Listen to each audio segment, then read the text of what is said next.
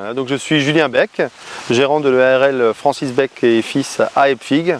Je suis la deuxième génération de metteurs en bouteille au domaine. On a commencé la conversion vers l'agriculture biologique en 2019, donc cette année c'est la dernière année de conversion. Et on exploite environ une bonne dizaine d'hectares sur Epfig, sachant que la capacité totale de l'exploitation, on approcherait les 12 hectares. Et on produit toute la gamme des vins d'Alsace. Le millésime 2021, c'est sûr, n'a pas été le millésime le plus facile depuis que je m'occupe du domaine.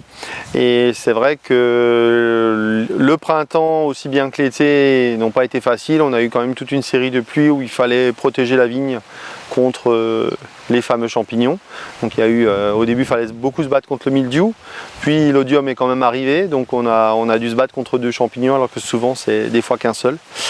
Donc c'est vrai qu'en bio, il faut être beaucoup plus méticuleux et vraiment intervenir au bon moment et sortir dès qu'il y a 20-25 mm, il faut renouveler la protection. Et donc du coup, c'est vrai que c'est un petit peu plus compliqué. Mais c'est vrai que je pense que l'utilisation justement des terpènes d'orange ainsi que complémentée du purin d'ortie et prêle a quand même permis de bien renforcer la vigne par rapport à ces maladies.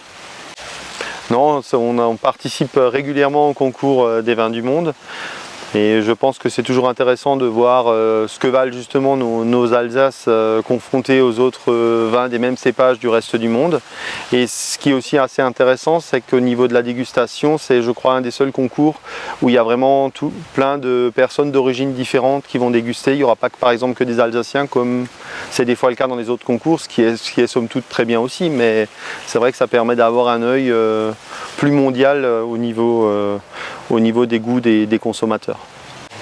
Donc au niveau du domaine, on a un bon hectare et demi à 2 hectares de Riesling.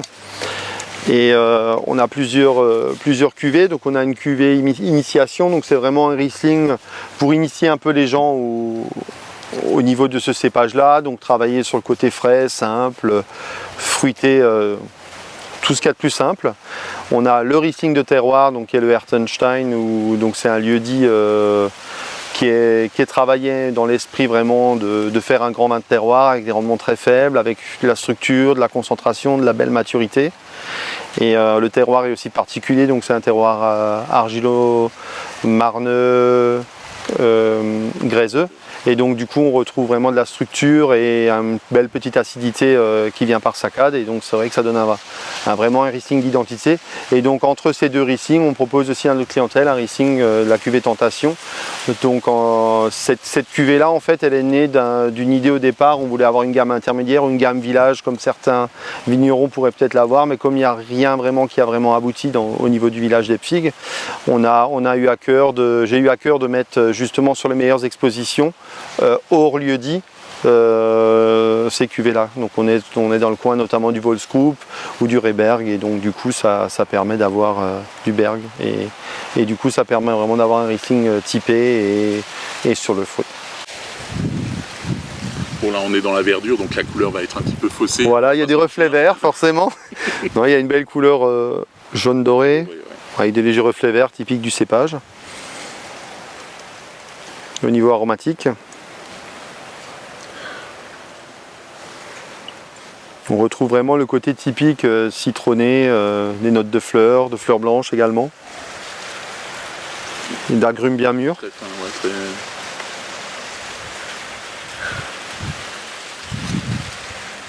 Et justement en aérant le verre, les arômes se dégagent davantage, donc ça laisse présager une belle garde.